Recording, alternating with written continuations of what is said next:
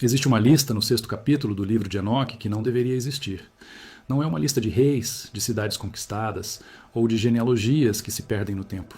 É uma lista de nomes próprios, 200 nomes próprios, de entidades que, segundo o texto, desceram de algum lugar, fizeram um pacto e mudaram o curso da história humana de forma irreversível. A questão não é se você acredita ou não nessa história. A questão é: por que alguém se daria ao trabalho de catalogar 200 nomes específicos com funções atribuídas, hierarquias implícitas e padrões linguísticos que se repetem de forma sistemática?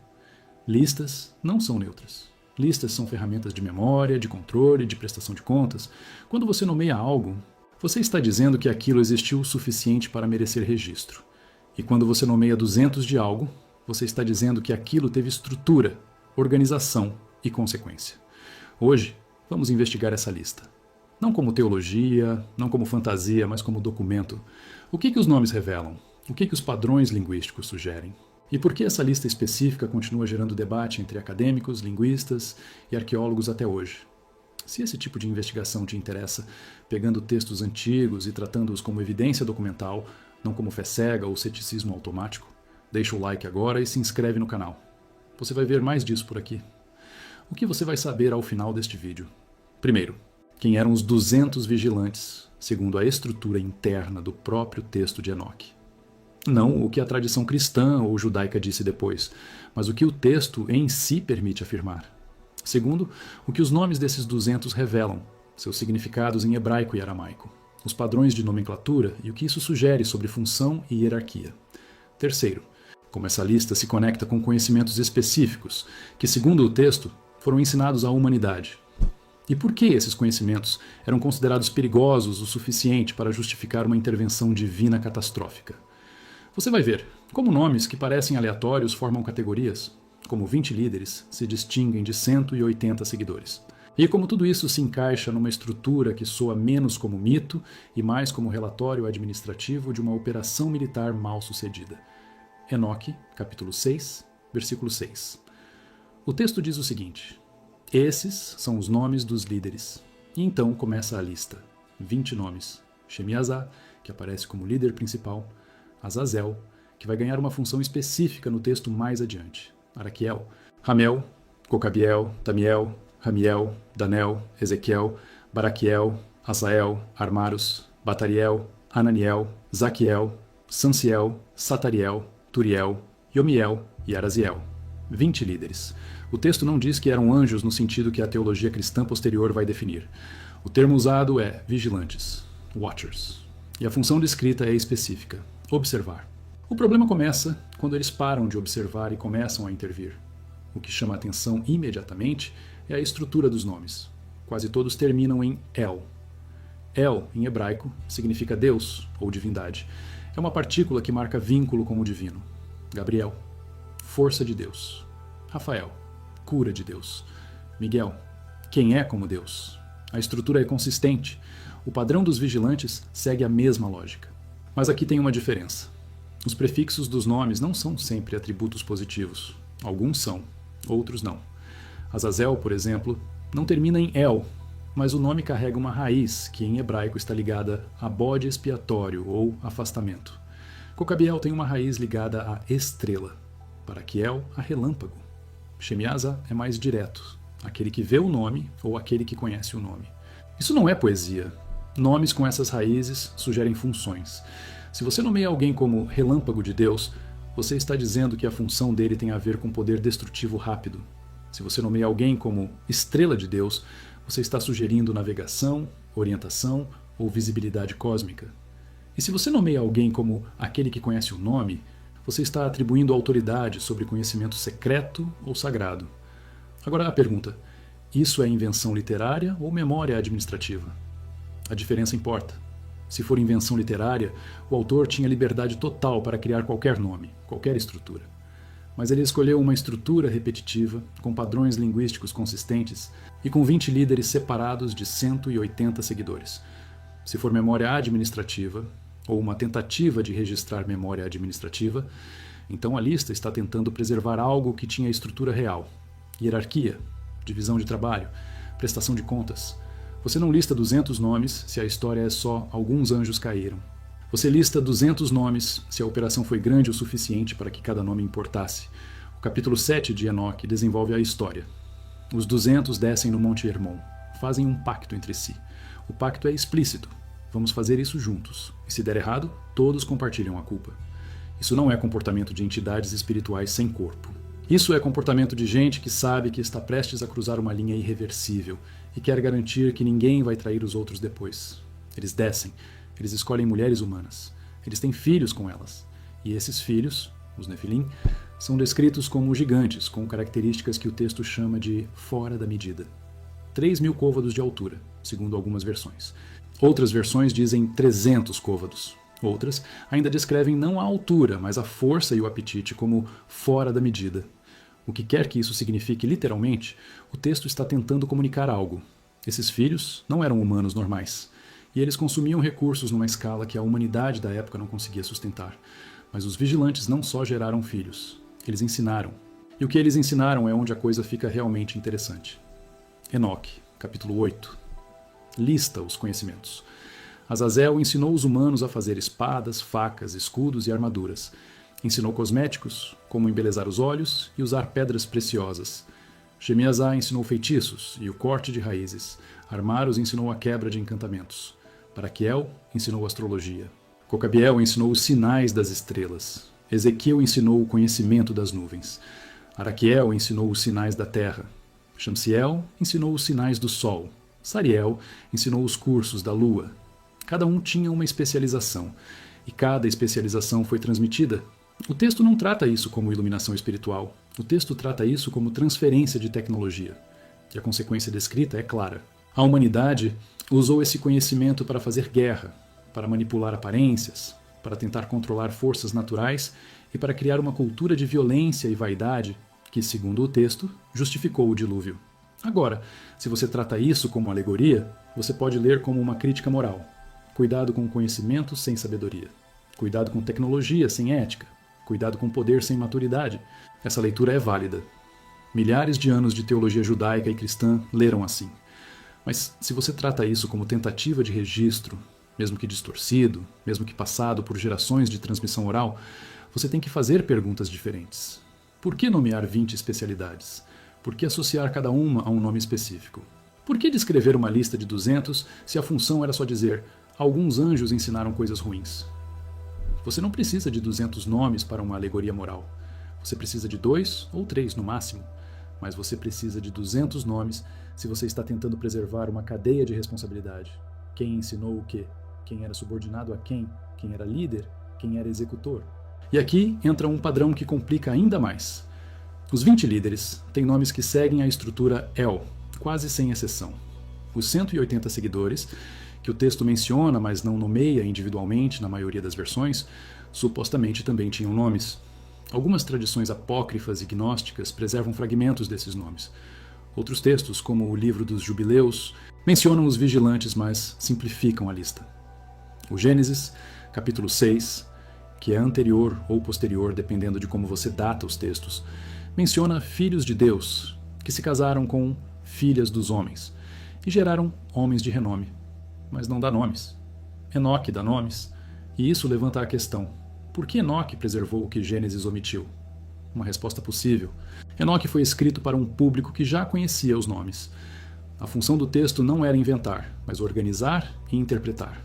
Se você já sabe que existem tradições orais sobre os que desceram, sobre os observadores que falharam, sobre aqueles que ensinaram demais, então o texto de Enoque pode estar funcionando como tentativa de sistematizar essas tradições, de criar uma lista canônica, de dizer: esses são os nomes, essas são as funções, essa é a hierarquia e essa é a consequência.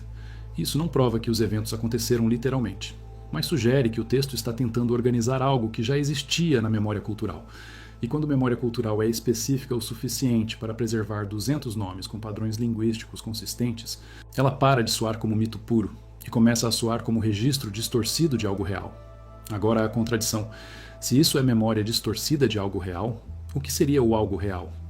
Uma resposta convencional: memória de contato cultural. Povos tecnologicamente mais avançados interagindo com povos menos avançados. Conhecimento metalúrgico, astronômico, agrícola sendo transmitido. Conflitos resultantes. miscigenação. E depois, quando os avançados partem ou são destruídos, a memória deles é preservada como seres divinos ou gigantes, ou aqueles que sabiam demais. Essa explicação funciona para muitos mitos de contato cultural, mas ela tem um problema aqui. Por que os nomes? Se a memória é só de contato cultural genérico, por que preservar 20 nomes de líderes com padrões linguísticos hebraico-aramaicos consistentes? Isso sugere que o texto foi composto dentro de um contexto cultural específico que tinha acesso a tradições nominais específicas. Não é invenção aleatória, é catalogação. Outra resposta possível: o texto está usando linguagem mitológica para descrever eventos políticos ou sociais reais. Os vigilantes seriam uma casta sacerdotal, uma elite governante, ou um grupo de sábios que detinham conhecimento restrito e que, em algum momento, decidiram disseminar esse conhecimento fora dos canais autorizados. Isso gerou caos, isso gerou guerra, isso gerou colapso social. E a memória desse colapso foi preservada como queda dos anjos. Essa leitura também funciona. E ela explicaria por que os conhecimentos listados são tão específicos e práticos. Metalurgia, astrologia, medicina herbácea, cosméticos, encantamentos. Esses não são conhecimentos abstratos, são tecnologias. E tecnologias têm professores, e professores têm nomes. E se esses professores foram considerados traidores por uma ordem estabelecida, seus nomes seriam preservados não como heróis, mas como advertência. Mas aqui tem um detalhe que nenhuma dessas explicações resolve completamente: o Monte Hermon. O texto diz que os 200 desceram especificamente no Monte Hermon e fizeram um pacto ali. Monte Hermon fica na fronteira entre Líbano, Síria e Israel. É um local específico, com coordenadas geográficas reais. Não é uma montanha mítica no fim do mundo. É um pico real, visível, acessível. E existem ruínas naquela região que precedem qualquer presença israelita documentada. Ruínas megalíticas, plataformas de pedra com blocos pesando centenas de toneladas. Algumas dessas estruturas têm cortes e encaixes que arqueólogos descrevem como precisão anômala para o período. Isso não prova nada sobre anjos caídos, mas cria um padrão. Texto específico menciona local específico que tem evidência física específica de ocupação avançada.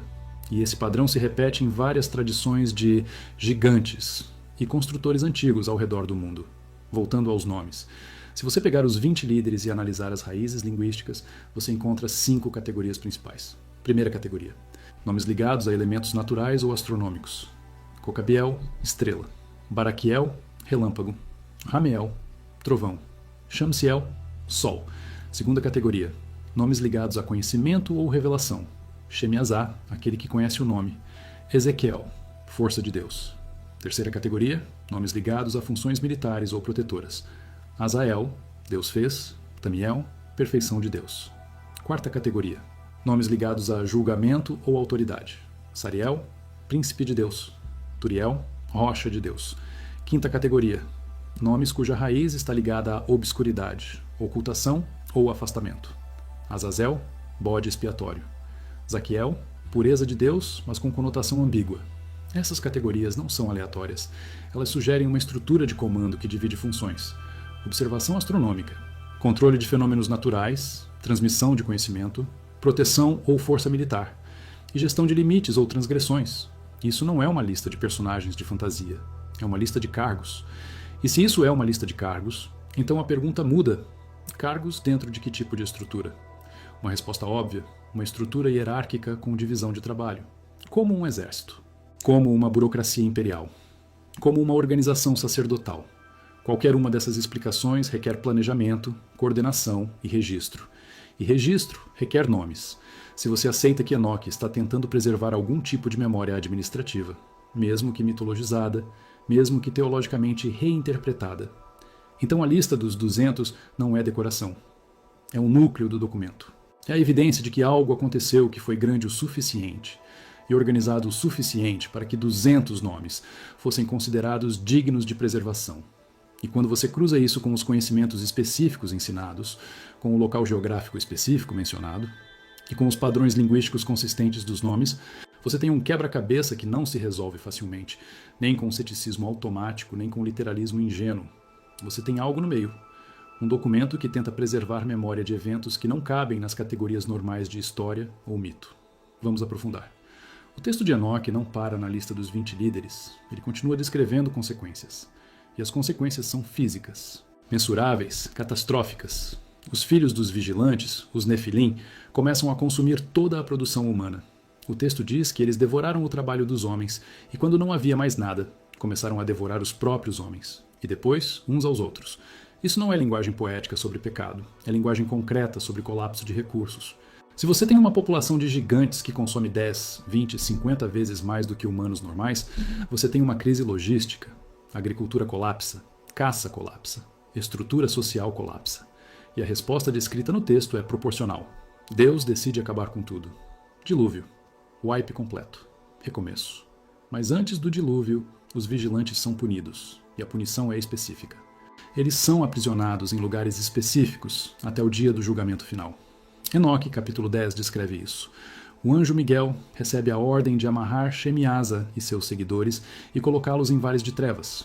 Azazel recebe uma punição ainda mais específica.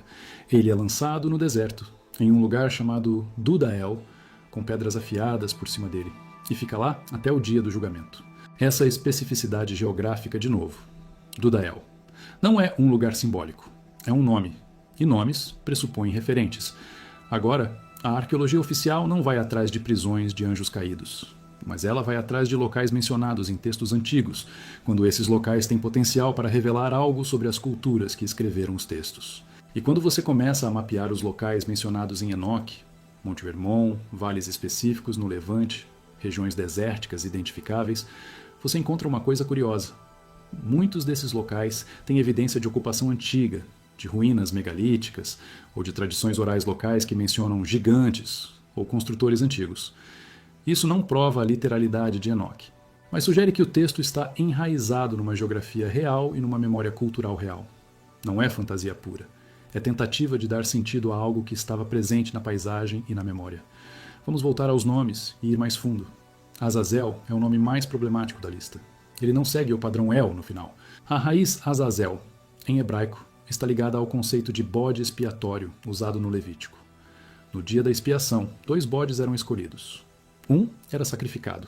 O outro, o bode expiatório, era enviado para o deserto para Azazel. A maioria das traduções modernas traduz isso como para remoção ou para afastamento. Mas o texto original usa La Azazel, para Azazel. Como se Azazel fosse um lugar, ou uma entidade, ou ambos. Enoque resolve a ambiguidade. Azazel é uma entidade, um dos vigilantes, e ele é especificamente responsável por ensinar metalurgia militar e cosméticos, a conexão entre guerra e vaidade, entre poder destrutivo e manipulação de aparências. E ele é jogado em Dudael, amarrado, coberto de pedras afiadas em escuridão, até o dia do julgamento, quando ele será lançado no fogo. Isso soa como punição, mas também soa como contenção, como se a preocupação não fosse só castigo moral, mas impedir que ele continue operando. Se você lê isso como alegoria, você pode interpretar Azazel como símbolo da tentação material, guerra e vaidade, poder e superfície. Essa leitura funciona e é teologicamente sólida. Mas se você lê isso como tentativa de registro, você tem que perguntar: por que essa figura específica recebe uma punição geograficamente específica diferente dos outros? Por que Shemiasa e os outros são amarrados em vales, mas Azazel é isolado em Dudael, com pedras afiadas? A resposta é possível.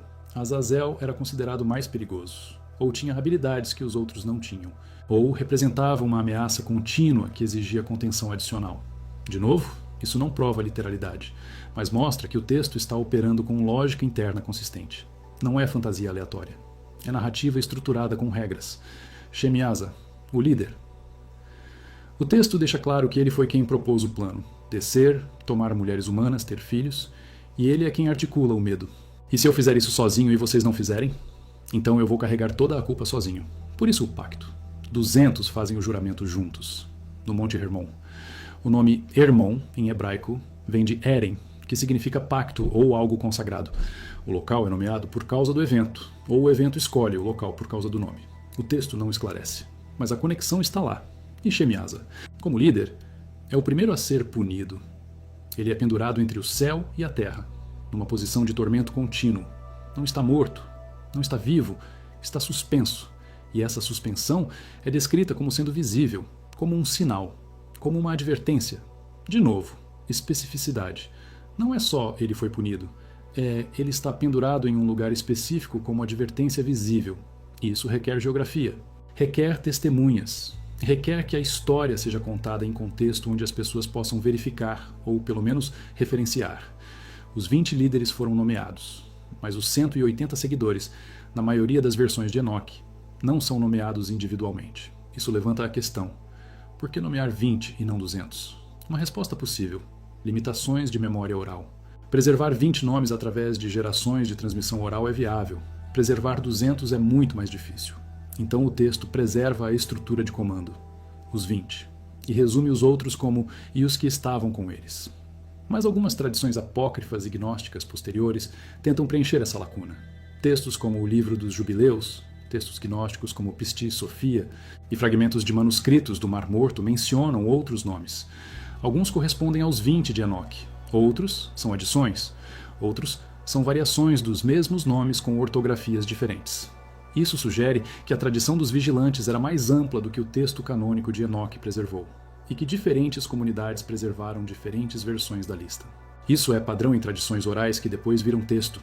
Você tem um núcleo estável, os 20 líderes, as funções principais, o evento central, e você tem variações periféricas que mudam dependendo de quem está contando a história. Mas o núcleo permanece. E quando o núcleo permanece através de múltiplas fontes independentes, isso aumenta a probabilidade de que o núcleo está preservando algo que realmente existia na memória cultural. Não necessariamente algo que aconteceu literalmente da forma descrita, mas algo que foi significativo o suficiente para ser preservado com consistência através de gerações e através de comunidades separadas. Agora vamos falar sobre os conhecimentos ensinados de novo, mas com mais detalhe. Azazel ensina metalurgia militar. Espadas, facas, escudos, armaduras. Isso é conhecimento que muda o equilíbrio de poder. Antes da metalurgia, guerra é com pedra, madeira, osso. Depois da metalurgia, guerra é industrial. Produção em escala. Especialização. Logística. Se você tem acesso a metal e seu inimigo não tem, você vence. Sempre.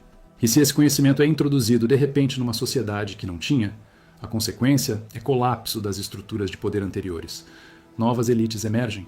Antigas elites são destruídas, e a memória disso pode facilmente ser preservada como conhecimento proibido trazido por seres de fora. Braquiel ensina astrologia, não astronomia pura, astrologia, a ideia de que os movimentos dos corpos celestes influenciam eventos terrestres, e isso dá a quem sabe prever poder sobre quem não sabe. Você pode dizer: a colheita vai falhar, ou a guerra vai começar, ou o rei vai morrer. E se você acerta algumas vezes, você vira oráculo. Você vira autoridade. E esse tipo de conhecimento era restrito em sociedades antigas, sacerdotes, astrônomos reais, escribas de elite. Quando esse conhecimento vaza para fora dos canais autorizados, você tem crise de autoridade. E a resposta comum é demonizar quem vazou. Shemiasa ensina feitiços e corte de raízes. Isso é farmacologia primitiva. Conhecimento de plantas que curam, plantas que matam, plantas que alteram percepção. De novo, conhecimento de poder. E de novo, conhecimento que em sociedades antigas era restrito a castas específicas. Xamãs, curandeiros, sacerdotes. Quando esse conhecimento se espalha, você tem tanto benefício quanto caos. Pessoas curando a si mesmas sem intermediários. Mas também pessoas se envenenando. Ou usando plantas para envenenar outros. Ou usando plantas alucinógenas de formas não controladas. A consequência é instabilidade social. E a memória dessa instabilidade pode facilmente ser preservada como conhecimento perigoso trazido por aqueles que não deveriam ter ensinado. Você lê isso como metáfora, memória histórica, mistura das duas ou outra coisa. O que te convence mais? A interpretação de que esses textos preservam memória de contato cultural e transferência de tecnologia?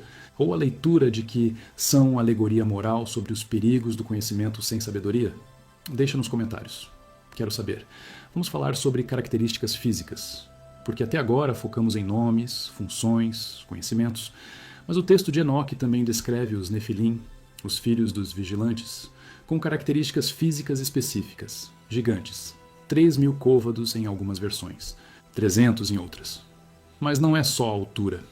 O texto descreve força descomunal, apetite insaciável e, em algumas traduções e textos relacionados, aparência anômala.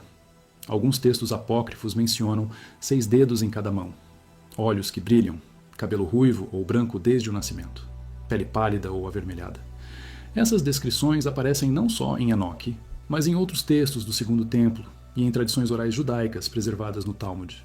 Agora, aqui entra algo que complica. Existe uma teoria recente, proposta por pesquisadores como Paul Stobbs, de que essas características físicas anômalas descritas nos textos podem ter sido preservadas culturalmente em imagens de palhaços.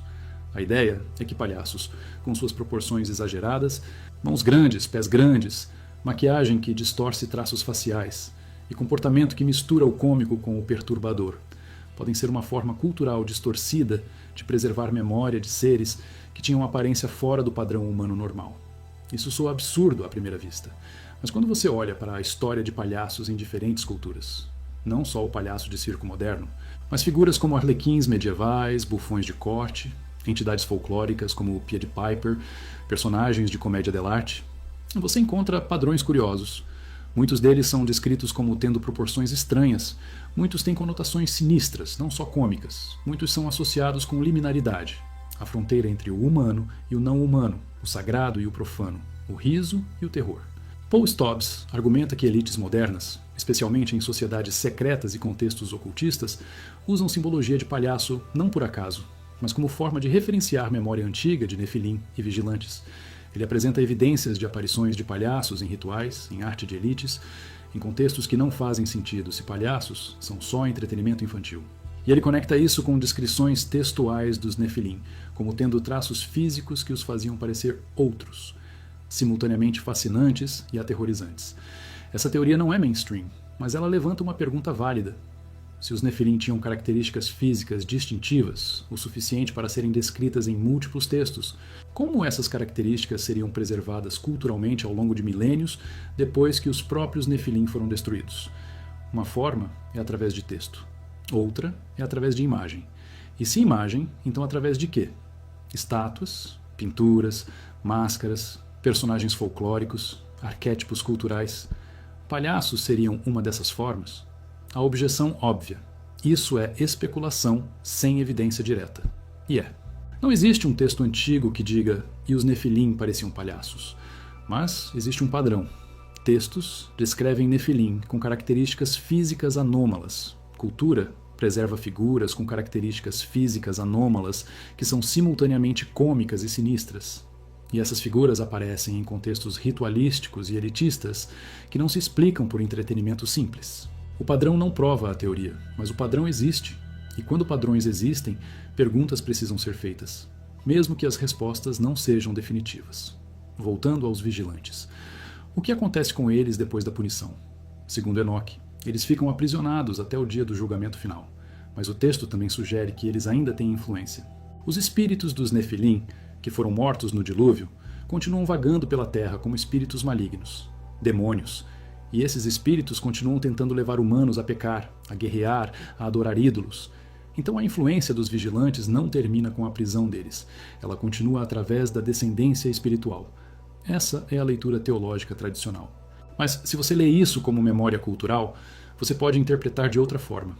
Os vigilantes representam uma elite antiga, uma casta de conhecimento que foi destruída ou exilada, mas cujas ideias, tecnologias e métodos continuaram circulando. O conhecimento não morre quando as pessoas morrem. Ele se espalha, ele muta, ele é readaptado. E a memória de quem trouxe esse conhecimento é preservada como aqueles que não deveriam ter ensinado, mas ensinaram. E a consequência desse ensino é descrita como caos perpétuo, porque tecnologia sem contexto social adequado sempre gera caos, sempre gerou, sempre vai gerar. O livro dos Jubileus, escrito provavelmente no 2º século a.C., retoma a história dos vigilantes, mas com diferenças. Ele diz que Deus enviou anjos para ensinar justiça aos humanos, mas esses anjos caíram ao se misturar com humanos. Ele chama 10 líderes, não 20, e ele dá nomes ligeiramente diferentes. Isso não contradiz Enoque. Isso mostra que a tradição era fluida. Diferentes comunidades preservaram diferentes versões, mas o núcleo é o mesmo. Anjos ou entidades superiores desceram, ensinaram, se misturaram, geraram descendência anômala e foram punidos. Esse núcleo é estável. E quando núcleos são estáveis, através de fontes independentes, eles merecem atenção séria, não como prova literal, mas como evidência de que algo significativo estava sendo preservado. Agora, a pergunta mais difícil. Por que essa história foi removida do cânon bíblico judaico e cristão? O livro de Enoque era amplamente lido e citado nos primeiros séculos do cristianismo. A Epístola de Judas, no Novo Testamento, cita Enoque diretamente. Então, os primeiros cristãos conheciam o texto e o consideravam autorizado. Mas entre o terceiro e quinto século, Enoque foi progressivamente removido do cânon na maioria das tradições cristãs. Só a Igreja Ortodoxa Etíope manteve Enoque como canônico. Por quê? Uma resposta possível. O texto era teologicamente problemático. Ele sugere que anjos podem pecar. Ele sugere que demônios têm origem específica e rastreável. Ele sugere que conhecimento pode ser intrinsecamente perigoso, não só mal usado. Essas ideias complicavam a teologia cristã que estava se consolidando. Então o texto foi empurrado para fora do cânon, mas não foi destruído. Ele continuou circulando em comunidades específicas. E no século XVIII, exploradores europeus encontraram versões completas de Enoque na Etiópia e trouxeram para o Ocidente. E desde então, o texto tem sido objeto de estudo acadêmico, especulação teológica e interesse popular contínuo, porque as perguntas que ele levanta não foram resolvidas. Elas só foram adiadas. Quando você olha para os 200 nomes, mesmo que só 20 sejam preservados completamente, você está olhando para uma lista que alguém considerou importante o suficiente para escrever, e escrever em pedra, papiro, pergaminho, através de gerações. Listas não são neutras. Listas são julgamento. Alguém decidiu. Esses nomes importam. Essas funções importam. Essa hierarquia importa. E se eles importavam o suficiente para serem preservados através de milênios, então eles importavam por uma razão. A razão pode ser teológica, pode ser histórica, pode ser cultural, mas ela existe. E investigá-la não requer que você acredite em anjos literais ou em gigantes de 3.000 côvados. Requer só que você trate o texto como documento sério, produzido por pessoas sérias, tentando preservar algo que elas consideravam verdadeiro ou significativo. E quando você faz isso, o texto deixa de ser fantasia e vira evidência. Evidência de quê? Essa é a pergunta que continua aberta. Vamos reunir os fios. Você tem 200 nomes, 20 dos quais são preservados com consistência através de múltiplas fontes. Você tem padrões linguísticos que sugerem hierarquia e especialização. Você tem conhecimentos específicos atribuídos a indivíduos específicos. Você tem um local geográfico real, Monte Hermon, associado ao evento central. Você tem consequências descritas que soam menos como punição moral abstrata e mais como tentativa de conter uma crise operacional. Você tem textos posteriores que confirmam o núcleo da história, mesmo quando divergem nos detalhes. E você tem evidência arqueológica e cultural que, embora não prove a literalidade, cria padrões que não deveriam existir se tudo fosse fantasia pura. Então, o que você faz com isso? Como você interpreta um conjunto de dados que não se encaixa nem em história convencional, nem em mito convencional? Cenário 1. Leitura teológica tradicional. Os vigilantes eram anjos literais. Eles caíram ao desobedecer Deus e se misturar com humanos. Geraram filhos híbridos que corromperam a terra. Deus interveio com o dilúvio. Os vigilantes foram aprisionados. Os espíritos dos Nefilim se tornaram demônios. Fim da história. Essa leitura tem a vantagem da consistência interna com teologia judaico-cristã. Ela explica a origem do mal. Ela explica por que demônios existem. Ela explica por que certas formas de conhecimento são consideradas perigosas. E ela serve como advertência moral. Desobediência traz consequência catastrófica. Milhões de pessoas ao longo de milênios leram assim. E a leitura funciona dentro do sistema teológico que a produz. A desvantagem é que ela não dialoga com evidência arqueológica, não explica por que a lista preserva detalhes administrativos tão específicos e não responde à pergunta de por que esse tipo de narrativa aparece em culturas que não tinham contato com textos hebraicos. Cenário 2. Memória de contato cultural. Os vigilantes representam uma cultura tecnologicamente avançada que entrou em contato com uma cultura menos avançada. Eles tinham um conhecimento metalúrgico, astronômico, medicinal, que para a cultura receptora parecia mágico ou divino. Eles se misturaram com a população local, geraram descendência que tinha características físicas diferentes, talvez altura, força, aparência étnica distinta, que foram exageradas na memória como gigantes. Eles ensinaram suas tecnologias. Isso desestabilizou as estruturas de poder locais. Eventualmente, houve conflito. A cultura avançada foi destruída, exilada ou partiu. Mas a memória do contato permaneceu. E ao longo de gerações, essa memória foi mitologizada, teologizada, transformada em narrativa sobre anjos que caíram e gigantes que foram destruídos.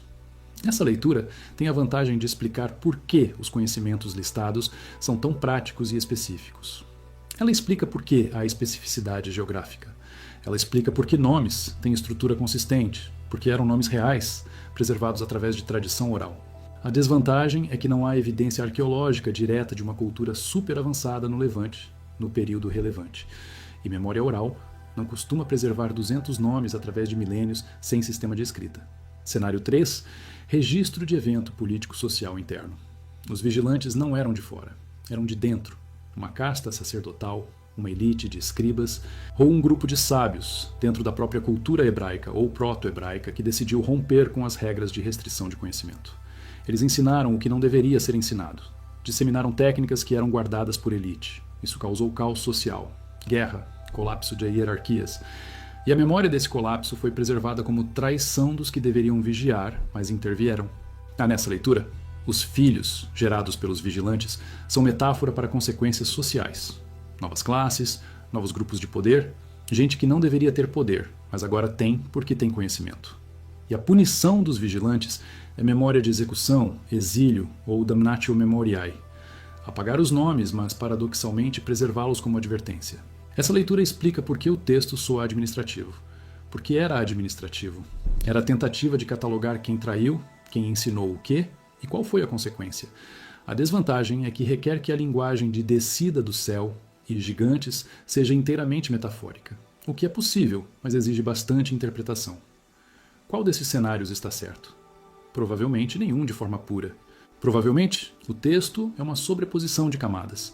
Memória de eventos reais, interpretação teológica, elaboração literária, transmissão oral com modificações e depois fixação em texto escrito. O que fica de pé, através de todas as camadas, é o núcleo. Algo aconteceu que envolveu um grupo grande o suficiente para que 200 nomes fossem preservados. Esse algo envolveu transferência de conhecimento específico. Teve consequências consideradas catastróficas o suficiente para justificar intervenção divina na memória da cultura. E deixou marcas tanto em texto quanto em memória cultural que persistem até hoje. Esse algo pode não ser literalmente anjos descendo do céu, mas também não é nada. É algo no meio. E o meio é onde as perguntas interessantes ficam. Agora vamos falar sobre implicações modernas. Por que esse texto importa hoje? Por que não é só curiosidade de arqueólogos e teólogos? Porque a estrutura do texto, conhecimento perigoso, elite que o controla, consequências catastróficas quando ele vaza, tentativa de conter os responsáveis, é uma estrutura que se repete. Você vê isso na história da energia nuclear. Conhecimento restrito a poucos, vazamento, armas, tentativa de controle através de tratados. Você vê isso na história da internet. Ferramenta militar, liberada para civis, consequências sociais que ninguém previu. Tentativa de controle através de regulação que sempre chega tarde. Você vê isso em biotecnologia, em inteligência artificial, em qualquer tecnologia suficientemente poderosa. O padrão é sempre o mesmo. Conhecimento sai da caixa, consequências não são controláveis. Alguém tenta fechar a caixa depois, e nunca funciona completamente. Os vigilantes, nessa leitura, não são personagens de fantasia, são arquétipo. São o padrão de aqueles que sabiam demais e ensinaram para quem não estava pronto. E esse padrão é eterno. Algumas tradições esotéricas modernas levam isso mais longe. Elas argumentam que os vigilantes não foram completamente contidos, que a influência deles continua através de linhagens, através de sociedades secretas, através de conhecimento passado de mestre para discípulo em cadeias ininterruptas. Isso entra em território de teoria conspiratória rapidamente. Mas a pergunta subjacente é válida. Se conhecimento realmente poderoso foi obtido em algum momento no passado, onde ele está agora? Foi perdido? Foi destruído? Ou foi preservado por grupos específicos que o consideram valioso demais para ser compartilhado? História mostra que conhecimento raramente é destruído completamente. Ele é escondido, codificado, transmitido de forma restrita. Sociedades secretas existem, sempre existiram. E muitas delas alegam preservar conhecimento antigo. Quanto disso é real e quanto é performance é discutível, mas o padrão existe. E o padrão rima com a estrutura de Enoch. Conhecimento poderoso, grupo que o controla, consequências para quem está fora do grupo. A conexão com simbologia de palhaço que Paul Stobbs propõe entra aqui. Se elites modernas estão referenciando memória de Nefilim através de simbologia visual específica, isso significaria que a memória dos vigilantes e sua descendência não morreu. Ela foi preservada, codificada e usada como marcador de identidade de grupo. Você está sinalizando: eu sei o que você não sabe. Eu tenho acesso ao que você não tem. Eu pertenço a uma linhagem que remonta a algo antigo e poderoso. Isso é especulação. mas é especulação baseada em padrões observáveis. Elites usam símbolos para sinalizar identidade de grupo. Sempre usaram. E quando os símbolos escolhidos são aparentemente bizarros ou desconectados de contexto óbvio, como palhaços em rituais, a pergunta por que esse símbolo é válida. A resposta pode não ser Nefilim, mas a resposta precisa existir. E até que uma resposta melhor apareça, a teoria de Stobbs permanece como uma das tentativas de explicar o padrão. Voltando aos nomes uma última vez. Se você pegar os 20 líderes e tentar reconstruir o organograma, o que você vê? Você vê Shemiasa no topo, comando geral. Autoridade sobre o nome, conhecimento secreto, senhas, protocolos. Abaixo dele, você tem especialistas. Azazel, guerra e aparência. Cocabiel, navegação estelar. Baraquiel, previsão através de astrologia. Shamsiel e Sariel, ciclos solares e lunares, calendários. Ezequiel e Armaros, conhecimento de sinais naturais, terremotos, clima, recursos. Tamiel e Turiel, funções que o texto não especifica completamente, mas que os nomes sugerem ligação com solidez. Fundação, construção. Ramiel e Ramiel, fenômenos atmosféricos, trovões, tempestades. Azael e Danel, júris, julgamento, aplicação de regras. Zaquiel e Samsiel, purificação, separação entre sagrado e profano. Satariel, Yomiel, Araziel. Funções obscuras, mas os nomes sugerem limites, ocultação, mistério. Isso não é lista de personagens de fantasia. Isso é lista de departamentos de uma organização complexa. E quando você organiza 200 pessoas em departamentos com líderes nomeados, você está descrevendo algo que tinha estrutura real, operações reais e registro real. Então aqui está o que sabemos. Sabemos que o livro de Enoque preserva uma lista de 200 nomes com estrutura hierárquica. Sabemos que 20 desses nomes são consistentemente preservados através de múltiplas fontes. Sabemos que esses nomes seguem padrões linguísticos que sugerem funções específicas. Sabemos que o texto atribui conhecimentos específicos a indivíduos específicos. Sabemos que o local mencionado, Monte Hermon, é real e tem evidência de ocupação antiga.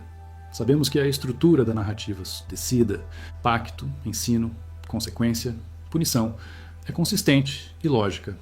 Sabemos que textos posteriores confirmam o núcleo mesmo quando variam nos detalhes. E sabemos que a memória cultural de gigantes e seres fora da medida aparece em tradições que não deveriam ter contato umas com as outras se tudo fosse invenção independente. O que não sabemos é o que realmente aconteceu. Anjos literais. Contato cultural, conflito social interno mitologizado, sobreposição de várias camadas. Provavelmente nunca vamos saber com certeza. Mas o que sabemos é suficiente para dizer: isso não é fantasia aleatória. É tentativa de preservar algo que foi considerado real o bastante e importante o bastante para ser registrado com detalhes administrativos precisos através de gerações. E aqui está por que isso importa. Importa porque a estrutura da história, conhecimento restrito vazado, consequências catastróficas, tentativa de contenção, é uma estrutura que continua se repetindo. Importa porque nomes preservam memória. E quando memória é preservada com essa consistência através de tanto tempo, ela merece investigação séria. Importa porque textos antigos não são só teologia ou folclore. São documentos produzidos por pessoas que tinham razões reais para escrever o que escreveram. E quando você trata esses textos como documentos, não como fantasia ou como verdade revelada inquestionável, você abre espaço para perguntas melhores. Quem escreveu isso e por quê? O que eles estavam tentando preservar? Qual evento ou memória de evento gerou essa narrativa? E o que a persistência dessa narrativa, através de milênios, diz sobre sua importância cultural? As respostas não são simples, mas as perguntas são válidas. E enquanto as perguntas forem válidas, a investigação continua. Porque no final, o que torna algo real não é se você consegue provar cada detalhe. É se o conjunto de evidências, textuais, linguísticas, arqueológicas, culturais, forma um padrão consistente o suficiente para que ignorá-lo seja mais difícil do que investigá-lo. E os 200 vigilantes formam esse padrão. Eles estão lá, nos textos, nos nomes, nas funções, nas consequências descritas e nas perguntas que continuam sem resposta definitiva. Se você quer continuar explorando esses padrões, textos antigos tratados como documentos, evidências arqueológicas que não se encaixam em narrativas convencionais, conexões entre tradições separadas por oceanos e milênios, se inscreve no canal e ativa o sininho. Toda semana tem investigação nova. E deixa nos comentários: qual dos 3 cenários te convence mais? Leitura teológica literal, Memória de contato cultural ou evento político interno mitologizado? Ou você tem um quarto cenário que eu não cobri aqui? Quero saber. Os 200 vigilantes tinham nomes. 20 desses nomes sobreviveram. E cada nome carrega uma função, uma responsabilidade e uma consequência. Eles não são fantasmas. Eles não são metáforas puras. Eles são marcadores de memória. E memória não morre. Ela só muda de forma. Às vezes vira texto sagrado, às vezes vira lenda, às vezes vira símbolo que elites usam sem saber por quê. Mas ela não morre. E enquanto os nomes estiverem lá, Shemiasa, Azazel, Cocabiel, Baraquiel, a pergunta permanece. O que eles realmente eram? E o que aconteceu com eles depois que a história parou de ser contada? Próxima semana, vamos investigar o que aconteceu com os filhos dos vigilantes, os Nefilim propriamente ditos. Onde eles foram encontrados? O que os textos, além de Enoque, dizem sobre eles? E por que ossos de proporções anômalas continuam aparecendo em relatórios arqueológicos que depois desaparecem dos registros oficiais? Até lá!